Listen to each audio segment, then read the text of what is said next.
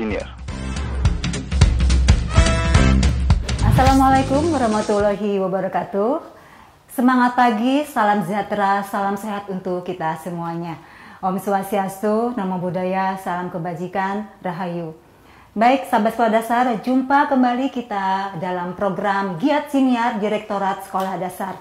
Pada pertemuan kita pada kali ini, kita akan membahas tentang pemanfaatan hasil asesmen nasional yang telah dilakukan pada tahun 2021 lalu. Terkait dengan hal itu, tentu kita sudah sangat tahu di awal bulan April lalu, Bapak Menteri Pendidikan kita, Bapak Nadiem Anwar Makarim, telah merilis kebijakan Merdeka Belajar episode 19 terkait dengan rapor pendidikan. Dan hal itu sangat erat kaitan dengan tema bahasan yang nanti akan kita angkat pada pertemuan kali ini. Sahabat sekolah dasar, kita juga sangat-sangat tahu bahwa yang namanya asesmen nasional merupakan suatu sistem evaluasi terhadap sistem pendidikan untuk tingkat satuan pendidikan dan juga tingkat kabupaten kota. Karena hal ini sebagai suatu sistem evaluasi tentunya akan ada hasil. Hasilnya ini nanti akan dijadikan sebagai rujukan atau dasar baik itu oleh satuan pendidikan maupun dinas pendidikan bagaimana untuk nanti mereka bisa meningkatkan mutu pembelajarannya, mutu pendidikannya untuk lebih baik lagi. Dan terkait dengan hal itu di sini sudah hadir sosok yang sangat berperan aktif dalam keberhasilan penyelenggaraan asesmen nasional yang telah dilakukan lalu yang tepatnya pada bulan November 2021 untuk jenjang sekolah dasar. Beliau adalah Ibu Dr. Rahmawati MED. Beliau adalah pengembang penilaian pendidikan yang sehari-hari bertugas di Pusat Asesmen Pendidikan Badan Standar Kurikulum dan Asesmen Pendidikan. Selamat datang Ibu Rahmawati. Selamat pagi Ibu Ine. Iya, terima kasih Ibu. Saya mungkin selanjutnya mau izin menyapa Ibu dengan Bu Wati ya, karena supaya lebih singkat juga gitu. Ya. Ibu, terkait dengan asesmen nasional ini kita sudah tahu ya Bu ya, sudah dirilis oleh Bapak Menteri, sudah pula tentunya sudah dapat diakses oleh stakeholder pendidikan. Ya. Baik itu oleh satuan pendidikan, oleh dinas pendidikan, bahkan juga oleh masyarakat umum. Dan tentunya yang tak kalah penting dari hasil AM tersebut adalah bagaimana nanti bisa dijadikan sebagai rujukan mereka untuk memperbaiki sistem pendidikannya di tempat masing-masing. Terlebih pada beberapa bulan ke depan nih, pada beberapa waktu ke depan, satuan pendidikan kita akan memasuki pada tahun ajaran baru. Nah, iya Bu, satu kepikir gini Bu ya, diharapkan kan tentunya hasil yang sudah keluar tersebut itu akan menjadi sebagai dasar kepala sekolah katakanlah gitu ya, bahwa saya nanti akan mempunyai program ini ya Bu ya, untuk sebagai dasar dia untuk melakukan atas dasar hasil AM yang telah dilakukan tahun lalu gitu Bu. Nah, mungkin juga nanti bisa Ibu sampaikan ke kami semua seperti apa tuh Bu kira-kira gambaran umum dari AM yang telah kemarin kita lalu bersama di tahun lalu itu Bu. Ya, terima kasih Bu Ine. Jadi untuk hasil asesmen nasional memang ada beberapa paradigma baru dalam menyajikan hasilnya. Kalau biasanya kita misalnya ada UASBN, hasilnya keluar, yang keluar adalah hanya hasil UASBN, tapi untuk asesmen nasional hasilnya ini keluar dalam bentuk rapor pendidikan. Di dalamnya tidak hanya ada data hasil asesmen nasional, tapi ada data lain yang diperoleh dari sumber data, misalnya tentang guru itu dari SIM PKB, kemudian ada data dari Dapodik, ada juga data yang diambilkan dari platform Dana BOS. Jadi ada beberapa sumber data lain yang digabung dengan hasil asesmen nasional, dimunculkannya menjadi rapor pendidikan. Hal yang baru, tapi ini tujuannya sangat baik. Artinya apa? Artinya yang selama ini sekolah harus melihat beberapa sumber data melalui platform berbeda-beda, kemudian pemaknaannya berbeda-beda. Dengan adanya rapor pendidikan ini, hanya ada satu platform sekolah melihat sudah menghasilkan atau sudah bisa menelaah data dari berbagai sumber. Jadi kepala sekolah bisa melakukan perencanaan program berdasarkan data yang sudah terakumulasi di dalam satu wadah. Itu hal yang baru. Kemudian hal baru yang lain adalah sudah sangat lumrah, sudah sangat biasa gitu ya. Kalau ada ujian akhir di satuan pendidikan, UASBN, atau kalau di jenjang SMP, SMA, SMK itu bentuknya UN, kepala sekolah bisa melihat hasilnya sekolah dia, tapi juga bisa melihat hasil dari sekolah-sekolah yang lain. Sehingga kemudian muncullah perilaku-perilaku meranking ya. Karena saya tahu nilai saya tahu nilai tetangga sebelah, saya tahu nilai sekolah di wilayah saya seluruhnya, kemudian di ranking-ranking. Sehingga paradigma yang muncul, kekhawatirannya adalah bukan memperbaiki, tapi untuk memperingkat gitu. Gimana caranya saya supaya naik peringkatnya, supaya saya bisa masuk 5 besar, supaya masuk 3 besar, supaya jadi peringkat pertama gitu. Jadi membandingkan antara sekolah dia dengan sekolah yang sebelahnya. Betul. Ya, Bu ya. Tapi itu kan juga mungkin bisa dikatakan sebagai semangat untuk memperbaiki. Betul. Ya, Bu, nah, kalau yang sekarang semangat memperbaikinya betul-betul memperbaiki terhadap diri sendiri. Jadi paradigma yang sekarang ini adalah seperti Bu Ine medical check up. Misalnya Bu Ine merasa kok kayaknya tiap pagi badan nggak enak ya. Saya mau medical check up lah.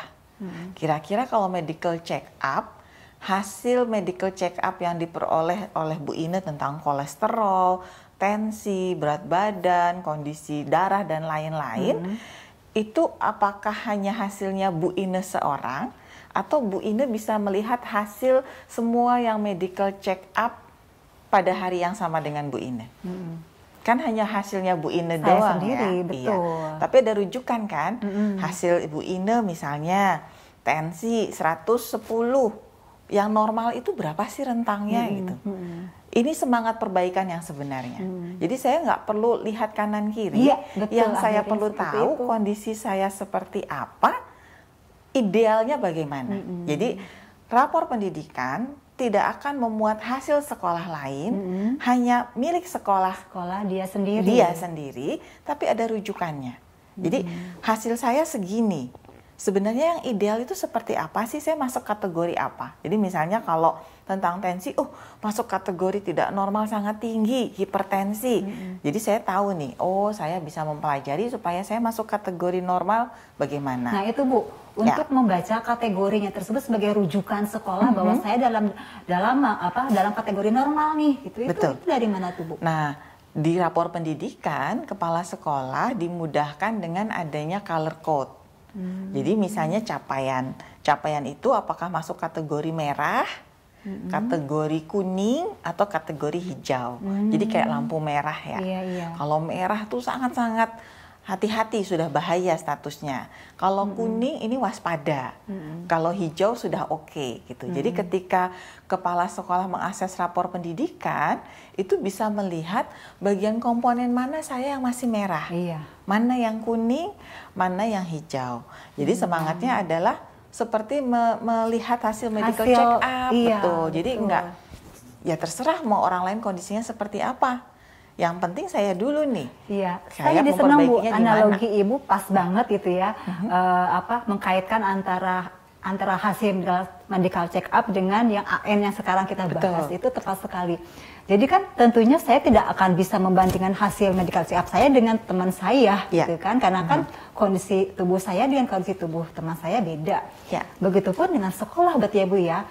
Yang tahu kondisi masing-masing satuan pendidikan ya sekolah itu sendiri tentunya. Jadi tidak perlu lagi gusar dengan meranking, dengan peringkat dan lain-lain. Semangat kita adalah semangat menuntaskan diri saya sendiri ini supaya tuntas, supaya sehat gitu ya. Mana nih yang harus saya garap, mana nih yang harus jadi fokus perhatian. Itu sama kalau kita melihat medical check up, yang kita lihat kan yang ada bintangnya dulu ya. Yang ada bintangnya itu artinya yang dibandingkan rujukan normal, rujukan ideal, saya di atasnya atau di bawahnya. Itu yang kemudian kita lihat, ya ampun ternyata tahun ini aku kolesterolnya lebih tinggi dibanding tahun lalu. Yang perlu diwaspadai. Yang perlu diwaspadai. Yang lain udah oke gitu kan. Tapi oke-okenya nanti kemudian kita lihat, oh dibandingkan batasnya ternyata kita mepet banget. Sebenarnya kita bisa lebih baik lagi. Itu semangat yang ingin dibangun melalui hasil asesmen nasional yang ditampilkan melalui rapor pendidikan. Ada satu hal lagi yang berbeda dari cara penyajian hasil asesmen nasional adalah menampilkannya adalah runut melalui output. Jadi yang pertama kali kepala sekolah login, yang dilihat pertama kali muncul di layar itu adalah hasil belajarnya. Literasi, numerasi plus karakternya. Jadi menampilkan hasil karakter ini sesuatu yang baru juga, karena biasanya kita di asesmen nasional hanya melihat hasil belajar kognitif. Tentang karakter, tentang non kognitif itu tidak kita ukur. Nah, ini hal yang baru, tapi yang menarik adalah ketika hasil belajarnya diketahui, misalnya literasi saya udah hijau, ini udah oke. Tapi numerasi kok masih oranye ya. Kemudian untuk yang karakter juga masih oranye. Saya ingin tahu runut ke dalamnya kira-kira apa faktor yang mempengaruhi. Betul, Bu. Maka dari hasil belajar sebagai output kita masuk ke dalam prosesnya. Prosesnya ini yang dipotret ini luar biasa lengkap. Jadi mulai dari kualitas pembelajaran. Kualitas pembelajaran itu misalnya apakah ada kedisiplinan di sekolah. Itu dari masing-masing komponen literasi, numerasi itu bisa langsung dirinci lagi ya Bu ya? Jadi literasi numerasi itu sebagai komponen hasil belajar. Mungkin saya runut kembali ya. Jadi kita ingin memotret setiap satuan pendidikan maupun setiap wilayah sebagai bagian input, proses, dan output. Input itu mulai dari kualitas gurunya, profil dari gurunya, kemudian kondisi sarana prasarana itu adalah inputan. Tetapi dari input tersebut diharapkan terwujud suatu proses yang mendukung pembelajaran yang baik. Nah, proses ini kita potret mulai dari kualitas pembelajarannya, kemudian kebiasaan guru untuk merefleksi dan melakukan inovasi, kepemimpinan instruksional kepala satuan pendidikan, sampai yang dirasakan oleh murid. Ada iklim keamanan, iklim kebinekaan, kemudian ada iklim kesetaraan gender, termasuk iklim inklusivitas, plus dukungan dari orang tua maupun dari murid terhadap proses pembelajaran. Nah, kalau dari inputan baik, proses juga baik, harapan kita otomatis hasil belajarnya jadi baik.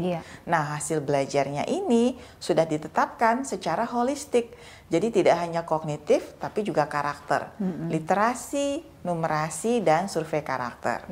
Kalau untuk kakak-kakak di jenjang SMK, bahkan ditambahkan dengan penyerapan di dunia kerja, tingkat gaji, kewirausahaan. Jadi yang betul-betul merupakan hasil belajar. Nah, itu yang ingin dipotret seluruhnya. Tapi untuk memudahkan kepala sekolah mencerna semua informasi yang banyak itu, yang pertama kali ditampilkan di rapor pendidikan adalah hasil belajarnya. Kalau hasil belajarnya sudah oke, kemudian kepala sekolah bisa melihat prosesnya. Apakah prosesnya semua oke atau sebenarnya bisa jadi gitu. Murid-muridnya ini oke, meskipun ada proses yang masih perlu ditambal sulam gitu. Kemudian dilihat lagi bagian akhirnya adalah inputannya. Jadi ada beberapa dimensi pada rapor pendidikan yang dikemas sedemikian rupa sehingga audiens pertama kali melihat itu melihat outputnya. Dari output itu kemudian kalau ingin tahu kok pada jelek semua ya, literasinya rendah, numerasinya rendah, yang bagus cuma karakter. Apa sih prosesnya ini yang perlu dibenahi gitu. Nah, ketika prosesnya ini perlu dibenahi, dilihatlah komponen-komponen yang ada di proses. Tapi bisa jadi proses ini tidak optimal memang karena inputannya yang kurang. sarana prasarananya kurang. Kalau sudah seperti ini, berarti kan harus cawe-cawe ke dinas, koordinasi ke dengan pembiayaan, pihak lain, ke anggaran dan lain-lain. Nah, itu semua dikemas menjadi satu di dalam rapor pendidikan. Jadi ini juga hal yang berbeda, yang baru, karena biasanya sumber datanya berbeda-beda, ada di lokasi yang berbeda-beda. Kita sibuk melihat hasil UN atau melihat hasil UASBN, tapi kita ketika hasilnya itu jelek, kita bingung yang mau diperbaiki yang mana. Kalau sekarang ini dari hasilnya langsung bisa melihat prosesnya, bisa melihat juga bagaimana gambaran inputannya. Jadi itu 3 hal baru yang ada dalam platform pendidikan. Tidak hanya hasil AN doang, tapi ada data yang lain. Kemudian inginnya betul-betul mendiagnosa diri sendiri, merefleksi. Jadi tidak ada data-data sekolah lain yang kemudian bisa dibanding-bandingkan. Dan yang ketiga, mencoba untuk tracking, menelusuri dari hasil, gimana prosesnya, gimana inputannya. Sehingga harapannya dari rapor pendidikan ini, tindak lanjut yang pertama kali dilakukan adalah perencanaan berbasis data. Itu yang diharapkan. Betul, Bu. Jadi saya juga terpikir begini, Bu, kaitan dengan hasil yang sudah diperoleh itu ya, hasil belajar dari inputan, dari proses kemudian ada hasilnya. Nah, di sini kan tentunya hasil tersebut sudah dibaca nih oleh kepala sekolah katakanlah. Kemudian dikaitkan dengan flashback yang sudah dilakukan di sekolahnya dia. Oh, berarti kalau gitu program saya sudah bagus semua nih. Kalau misalkan memang itu hasilnya baik ya Bu ya. Artinya bisa tetap lanjut sebagai program untuk yang tahun berikutnya. Tapi kalau misalnya ternyata ada hasil yang memang tadi ibu katakan warnanya masih orange, itu berarti ada program bagian mana yang perlu dievaluasi, diperbaiki ya Bu ya, sehingga nanti kedepannya posisinya yang perlu ditingkatkan itu sudah ketahuan. Ya, oke, sip Ibu. Nah, kemudian Ibu yang memang bertugas di pusat asesmen pendidikan yang memang juga sebagai salah satu unit terkait dengan yang memiliki tusi terkait dengan asesmen pendidikan ini.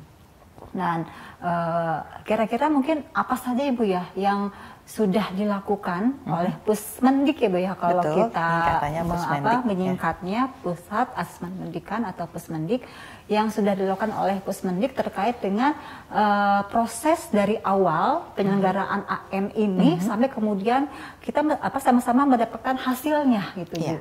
Supaya ada gambaran nih, ternyata perjalanannya panjang gitu. Betul. Jadi yang pertama saya sangat mengapresiasi khususnya untuk Bapak Ibu Kepala Sekolah di jenjang SD, karena yang sebenarnya kami di Pusat Asesmen sebagai penyelenggara AN ini sangat khawatir, sangat penuh was-was gitu, itu untuk jenjang SD. Karena asesmen nasional harus berbasis komputer, itu yang pertama. Kemudian pertama kalinya diseragamkan gitu ya, kalau dulu UASBN meskipun seragam, tapi soalnya ada yang disusun di daerah masing-masing, kalau ini seluruhnya dari pusat, dan terutama sekali adalah menyelenggarakannya berbasis komputer. Kami tuh sangat khawatirnya seperti apa siswa SD, apalagi masa pandemi, jangan-jangan selama ini tidak pernah memegang komputer, tiba-tiba harus asesmen menggunakan komputer. Tapi alhamdulillah luar biasanya ternyata tingkat partisipasi, tingkat keikutsertaan itu paling tinggi dibandingkan kakak-kakaknya di SMP, SMA, SMK justru jenjang SD. Jadi ini luar biasa, prestasi di luar dugaan, antusiasmenya luar biasa. Jadi sudah bersusah payah meskipun kami tahu sekali untuk bisa menyelenggarakan ini ada pengorbanan yang luar biasa, menumpang, mobilisasi, kemudian pelatihan yang begitu intens ya, memastikan siswa-siswa familiar dengan komputer, itu luar biasa. Nah, yang hal lain juga yang perlu diapresiasi untuk memotret proses pada asesmen nasional ada komponen survei lingkungan belajar, di mana respondennya adalah semua pendidik dan kepala satuan pendidikan. Dan ternyata lagi-lagi jenjang sekolah dasar ini pun yang paling tinggi tingkat banyak partisipasinya. Iya. Baik partisipasi untuk mengisi maupun melengkapi isiannya. Jadi survei lingkungan belajar itu yang ditanyakan banyak sekali. Karena tadi saya cerita ada tentang keamanan, kebinekaan, inklusivitas, kualitas pembelajaran, kepemimpinan instruksional. Jadi memang durasi yang harus diselotkan untuk bisa mengisi lengkap seluruhnya itu lumayan banyak, lumayan lama gitu.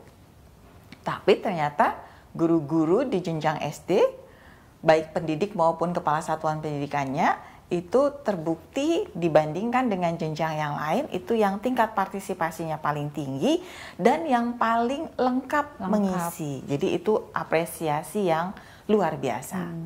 Nah, sekarang PR-nya adalah yang namanya sukses itu kan tidak hanya sukses selama menyelenggarakan, tapi yang lebih penting lagi adalah sukses memaknai hasilnya, betul. Dan akhirnya sukses memanfaatkan hasilnya untuk perbaikan. Saya agak mundur sedikit begitu ya. Ternyata tentang memaknai hasil ini masih banyak pertanyaan ke kami. Karena hasil asesmen nasional tidak seperti biasanya tidak dilaporkan dalam skala 0 sampai 100. Itu juga jadi pertanyaan. Gitu. Ini kenapa nilai sekolah saya 2,3, ada juga yang 1,7. Dengan 0 sampai 100 perbandingannya seperti apa? Jadi mungkin rentangnya beda berarti ya Bu ya? Rentangnya berbeda, pemaknaannya juga berbeda. Jadi di kesempatan ini izinkan saya untuk menjelaskan. Jadi yang pertama kali menjadi filosofi skala dari asesmen nasional ini adalah tuntas. Jadi ketika kita menggunakan skala 0 sampai 100, misalnya saya tanya kepada Bu Ine ya. Jadi yang disebut siswa sangat-sangat berkompeten untuk ujian nasional, antara nilai 0 sampai 100 itu yang nilainya berapa Bu? Kalau yang tuntas 100 ya Bu ya? Sempurna berarti kan? Tapi pada rentang mana sih dikatakan, wah ini sudah kompeten, sudah sangat tuntas? Ya mungkin 70-80 kali ya. Nah, ini saya tertarik jawaban Bu Ine. Pakai kata-kata mungkin. Nggak yakin. Berarti nggak yakin ya? Iya, itu saya. Salah satu katakanlah perwakilan sekolah gitu ya. Betul, iya. Nah, jadi untuk asesmen nasional, kami memberikan kategori. Jadi semangatnya adalah, kalau di ilmunya secara akademiknya itu kita sebut sebagai criterion reference test. Jadi semua orang itu punya kriteria. Saya sekarang posisinya masih kurang. Kalau saya ingin menuju ke sedang, kriteria sedang saya harus ngapain? Dari sedang ingin menuju ke baik, saya harus ngapain? Nah, kalau kita bayangkan dalam satu sekolah, bisa jadi sekarang saya skornya rata-rata sekolah saya 65. Tahun depan jadi 70 nih. Tapi kalau dilihat, kenapa jadi 70? Itu karena yang pintar jadi semakin tinggi nilainya. Betul ya? Kalau kita rata-rata misalnya udah punya 30 siswa. Siswa yang paling pintar tahun lalu nilainya 80. Tahun ini saya genjot, ternyata yang bisa digenjot cuma yang pintar-pintar. Yang pintar-pintar nilainya jadi 95. Yang bodoh tetap bodoh, secara rata-rata kan nilainya tetap naik. Nah, inilah yang dihindari dari asesmen nasional. Jadi kami menggunakan indeks. Jadi setiap individu siswa memiliki skor. Dari skor itu mereka akan masuk ke dalam 4 level kompetensi. Yang paling jago, yang kita anggap sudah tuntas, tas itu yang disebut mahir.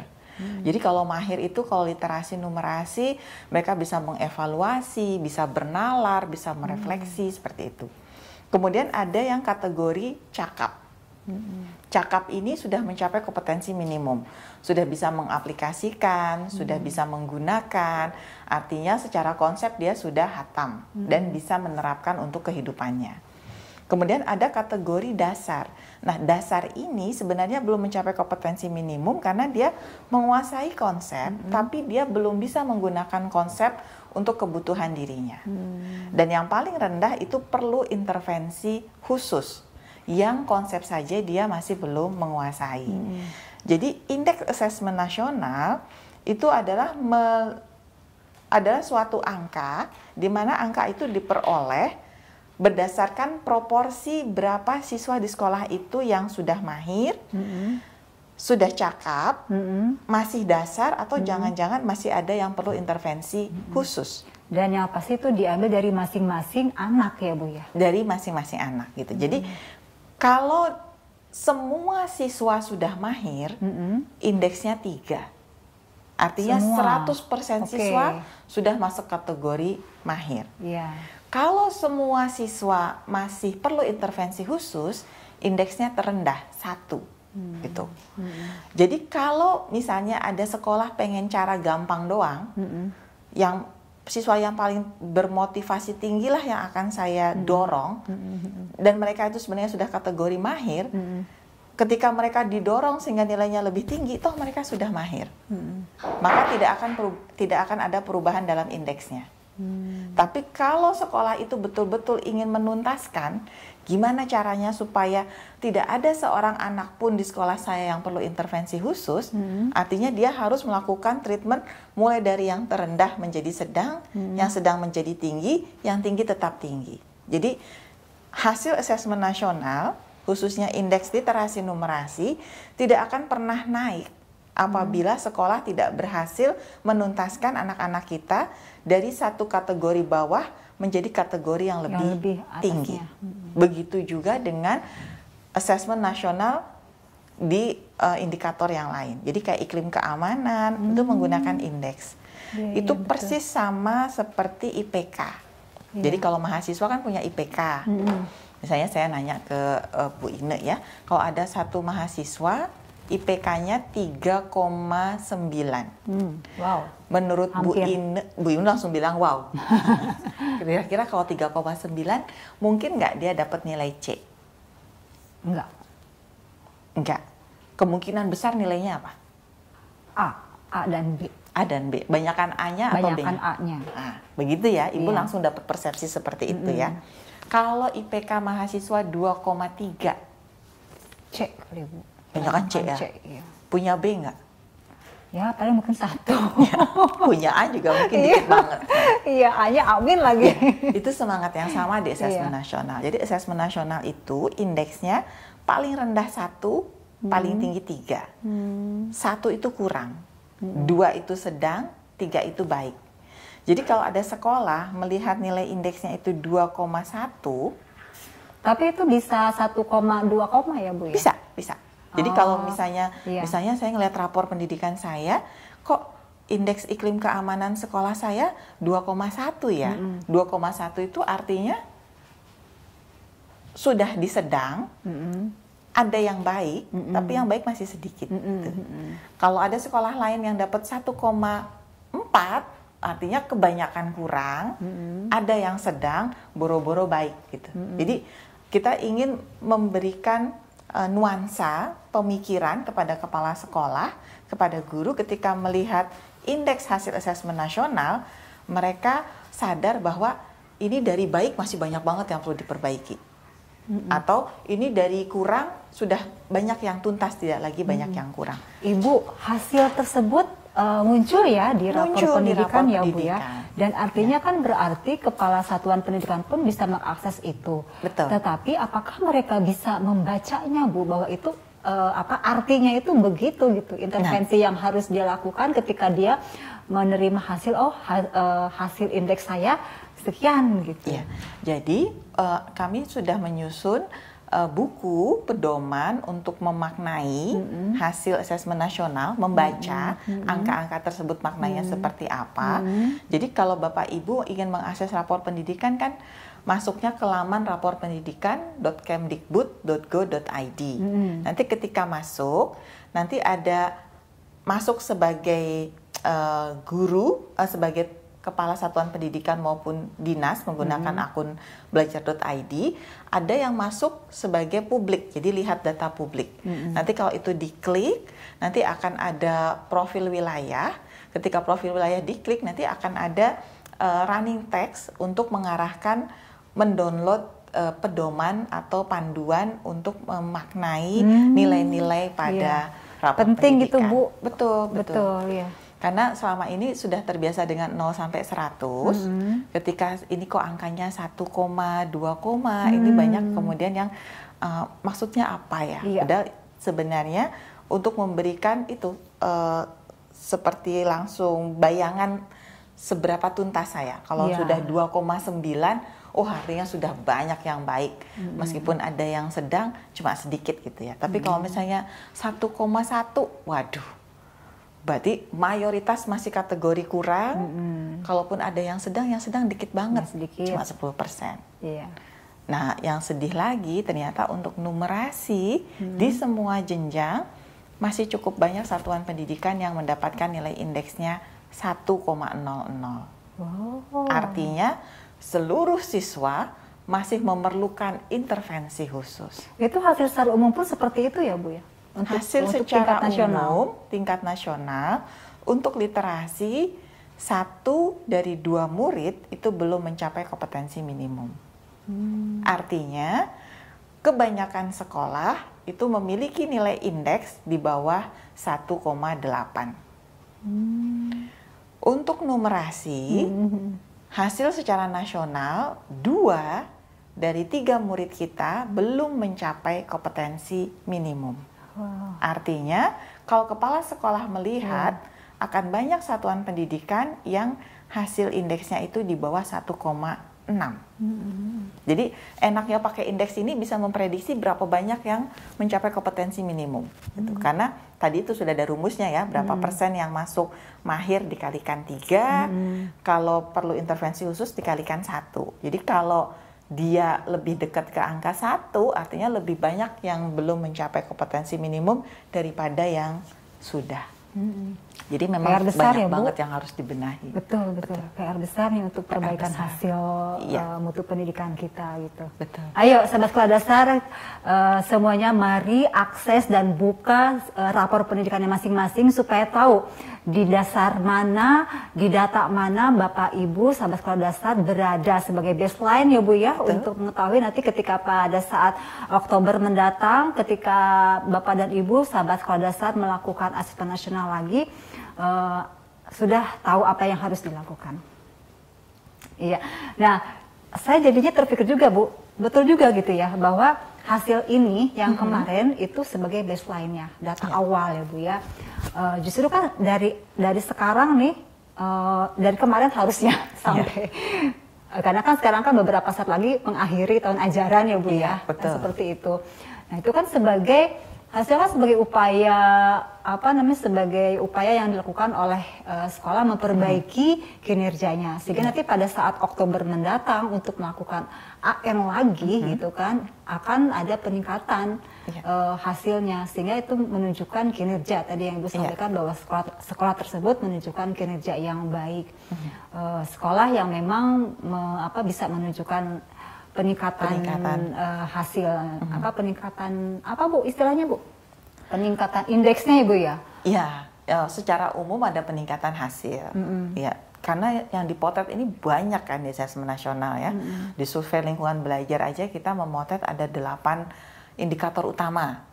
Di karakter kita memotret ada 6 karakter. Kemudian ada literasi numerasi. Jadi memang setidaknya yang bisa mempertahankan hasil yang lama dan meningkatkan salah satu atau syukur-syukur semua aspek yang masih bisa ditingkatkan, yang masih perlu ditingkatkan. Itu harapannya.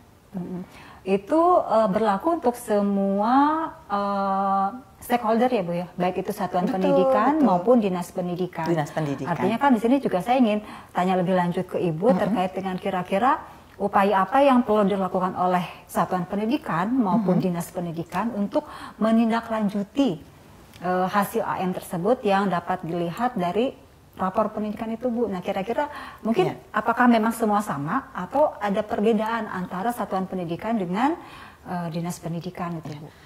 Jadi untuk sebenarnya indikator yang dilaporkan hampir 90% sama.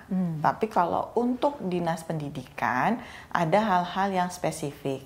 Misalnya tentang APK, tentang APM itu dilaporkannya kepada dinas.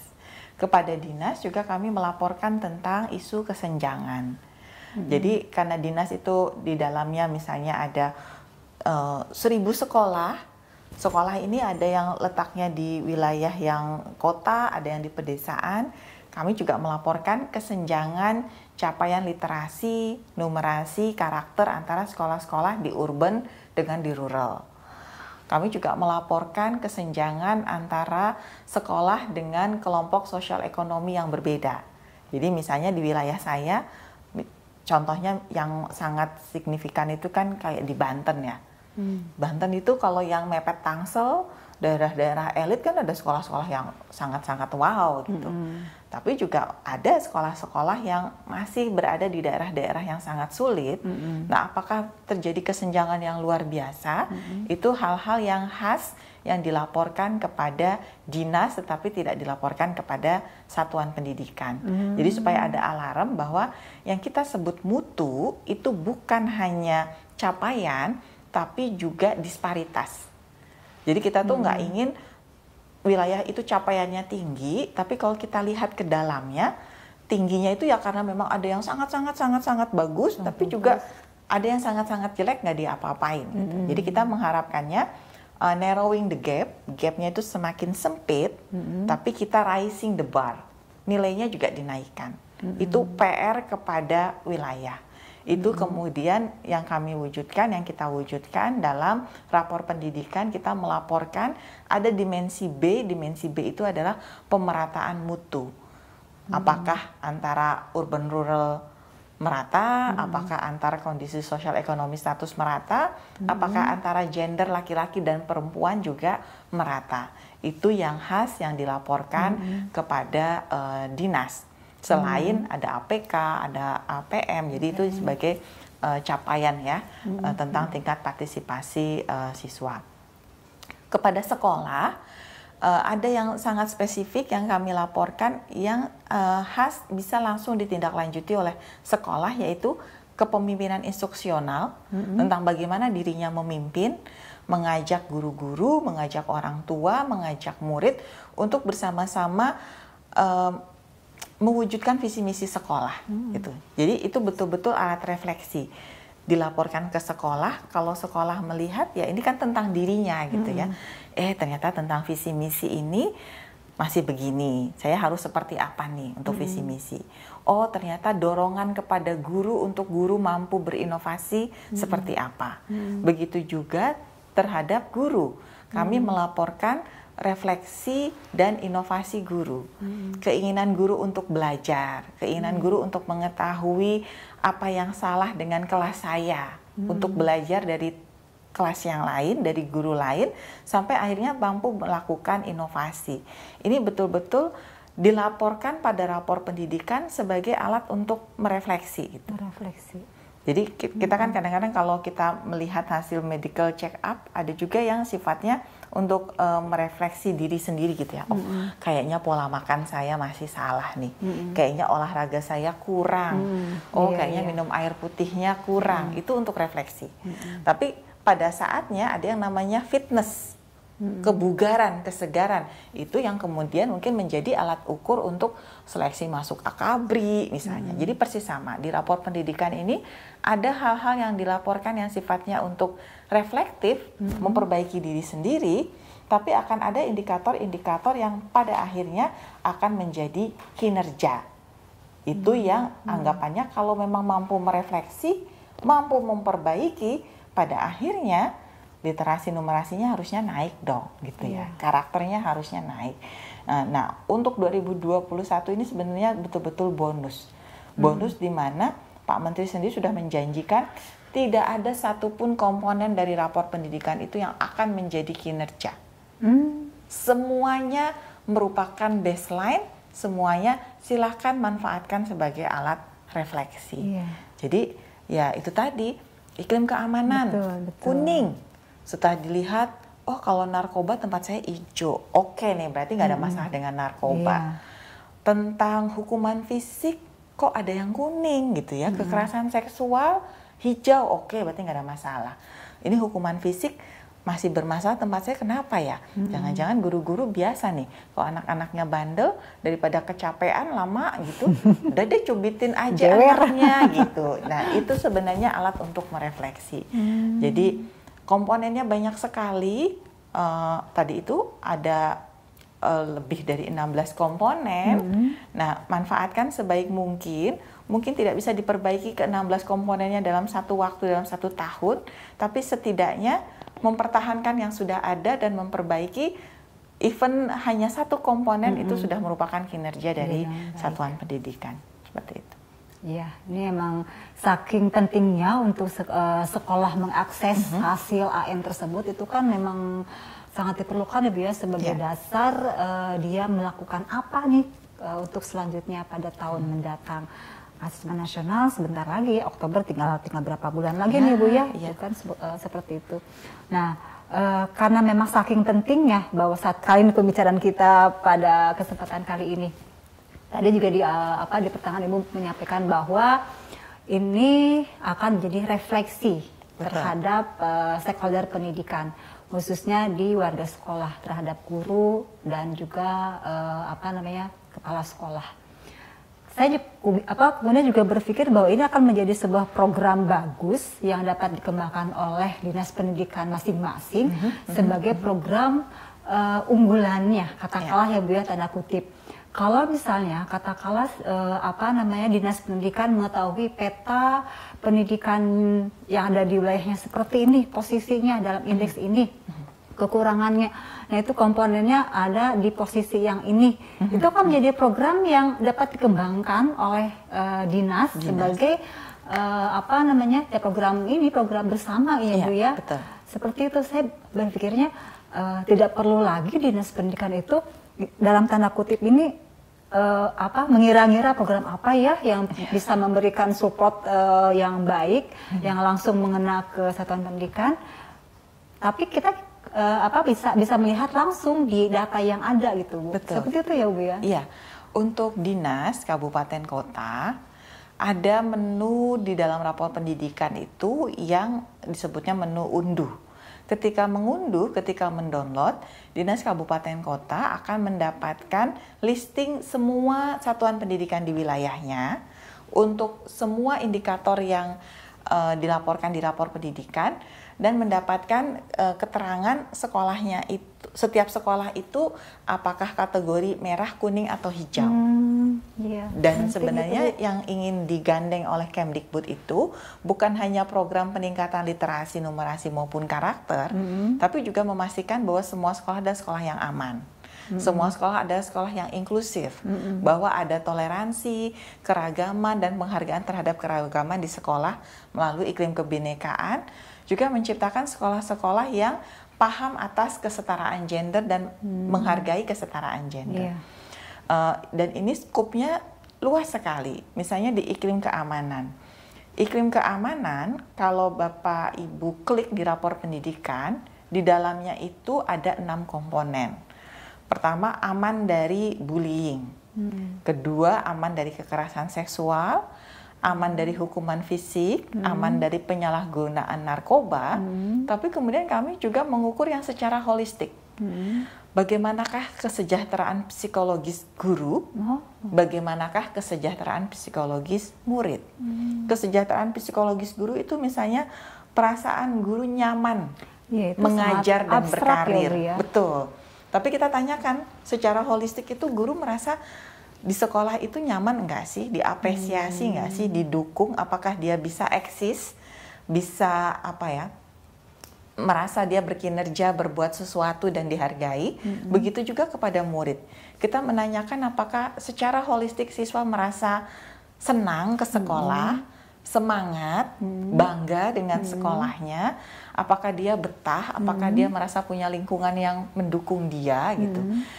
Nah, sehingga ketika betul-betul dieksplor gitu ya, jadi laman rapor pendidikan ini kan di dalamnya itu ada lembar-lembar tersembunyi. Kalau ingin tahu diklik nanti muncul lebih detail lagi. Banyak ya, Bu. Lebih detail lagi kita klik nanti muncul lebih detail lagi. Jadi betul-betul merunut tracing ya. Dari yang depan ini saya ingin tahu dalamnya kayak apa, saya klik nanti muncul dalamnya kayak apa. Saya klik lagi nanti muncul lagi dalamnya seperti apa. Nah, itu harapannya. Jadi bisa jadi secara umum keamanan di sekolah saya baik. Tapi kalau saya telusuri ternyata dari semua yang baik-baik itu masih ada potensi nih. Saya mendorong guru-guru saya untuk benar-benar guru-guru di sekolah saya tuh merasa bahwa mereka berada di tempat yang tepat untuk mengembangkan karir mereka. Sehingga mereka merasa nyaman, merasa senang mengajar di sekolah ini. Itu salah satu hal yang kecil saja. Dan ada banyak aspek di dalamnya yang dilaporkan pada rapor pendidikan, yang kemudian nanti bisa digarap secara paralel ya. Misalnya isu tentang kesetaraan gender mungkin bekerja sama dengan Kementerian Pemberdayaan Wanita gitu. Isu tentang narkotika, wah saya bisa menghubungi BNN, itu Badan Bu, Narkotika. jadi program program bersama, gitu ya, program bersama dengan lintas instansi karena aspek yang dilaporkan ini sangat kaya, sangat beragam dan sebenarnya pemerintah sudah ada stakeholder tertentu yang secara spesifik memang tupoksinya di sana. Iya, jadi meskipun AN tidak semata-mata kerja dinas pendidikan, tapi juga dinas-dinas yang lain yang memang relevan dengan pendidikan. Ya. Betul. Keren sekali nih Bu. Saking pentingnya mengetahui hasil AN tersebut, ini juga kan yang tadi bahwa ini sebagai baseline, tidak ada kategori yang tadi sampaikan Ibu ya, untuk yang tahun pertama ini sebagai bonus. Oleh sebab itu juga memang sangat diperlukan sekali memang data yang terhasilkan itulah data yang sesuai dengan fakta apa adanya, tidak dikarang-karang, tidak kan kadang tadi nih yang komponen guru apakah saya nyaman mengajar di sini kan kadang juga, aduh saya nyaman nggak ya kalau misalkan saya jawab nggak nyaman takutnya gitu kan, gitu Bu ya kan bisa jadi seperti itu. Tapi kalau saya bilang nyaman, tapi kok mengingkari hati nurani saya gitu kan, nah seperti itu. Justru tampilkan apa adanya supaya nanti juga ketahuan bagaimana apa sih yang perlu diperbaiki, yang dipas apa ya Bu ya, seperti itu. Iya, saya suka ini menganalogikannya dengan aplikasi Face App ya, Face Application. Jadi kalau kita foto, terus fotonya diedit pakai Face Application, kadang-kadang pas kita lihat hasilnya, terus kita ketawa-ketawa sendiri dan senyum-senyum. Aku bisa kayak gini ya. Nah, itu jangan sampai juga gitu, begitu bisa mengakses rapor pendidikan, mengebuka rapor pendidikan, terus kita senyum-senyum sendiri, ternyata aku bisa kayak gini ya. Itu kan artinya tidak mencerminkan apa adanya kita betul. Dan akan sangat mubazir gitu kalau kita membuat semuanya kelihatan indah, kelihatan baik, kelihatan bagus, padahal kita tahu sendiri, padahal kalau didatengin, tiba-tiba ada yang datang ke sekolahku, aku malu juga. Tiba-tiba ada yang datang ke sekolah, ternyata ada siswa lagi dihukum berdiri di tiang bendera gitu kan. Tapi kalau dilaporkannya aman, tidak ada hukuman fisik, semua siswa disiplin dan lain-lain gitu. Tapi begitu ada random check, ada pengawas datang, ternyata masih ngelihat ada yang begini, ada yang begitu, ada siswa yang dibully dan lain-lain. Sebenarnya kita tidak perlulah mengingkari kondisi nyata di sekolah kita. Tampilkan apa adanya sesuai dengan kondisi yang ada, karena niatnya kita kan ingin memperbaiki. Iya. Jadi kalau kita niatnya ingin memperbaiki, udah siap jelek dong. Kalau kita tidak mau memperbaiki, berarti semuanya harus sudah baik kan gitu. Iya. Jadi ya itu semangatnya memang semangat perbaikan, dan memperbaikinya itu memperbaiki yang terarah gitu, karena berbasis dengan data. Ya, keren sekali Bu Wati, menarik sekali pembicaraan kita pada kesempatan kali ini. Sahabat Sekolah Dasar, menarik pembicaraan kita terkait dengan hasil AN, bagaimana AN itu kemudian dapat bermanfaat buat peningkatan mutu pendidikan di wilayah masing-masing tentunya. Jadi mari kita semua sahabat sekolah dasar untuk dapat mengakses laman rapor pendidikan untuk dapat melihat hasil AN, menyikapinya, membacanya, memaknainya, dan kemudian memanfaatkannya untuk perbaikan mutu pendidikan di wilayah masing-masing. Ya, sahabat sekolah dasar, menarik sekali perbincangan kita pada kesempatan kali ini terkait dengan pemanfaatan hasil AN tahun 2021. Kembali lagi kami mengingatkan kepada seluruh kepala satuan pendidikan dan juga dinas pendidikan untuk dapat mengakses, membuka hasil AN tersebut untuk dapat dimanfaatkan selanjutnya. Sahabat sekolah dasar bisa mengakses laman rapor pendidikan. Nah, ini dia lamannya yang sudah dilakukan pada tahun 2021 lalu. Dan mari saatnya kita semua sahabat sekolah dasar untuk sama-sama pastikan diri untuk dapat mengakses, membuka rapor pendidikan tersebut untuk satuan pendidikannya masing-masing tentunya dan juga dinas pendidikan masing-masing. Pastikan sudah membukanya dan juga dapat mengaksesnya, kemudian juga memaknai, menyikapi, membaca dan dapat dimanfaatkan selanjutnya. Namun jika masih ada kendala, silakan Bapak dan Ibu sahabat sekolah dasar mengklik link ini untuk nanti Bapak dan Ibu bisa menyampaikan semua hal-hal yang terkait dengan keluhan Bapak dan Ibu. Nanti tentunya akan ada follow up dari pihak kami.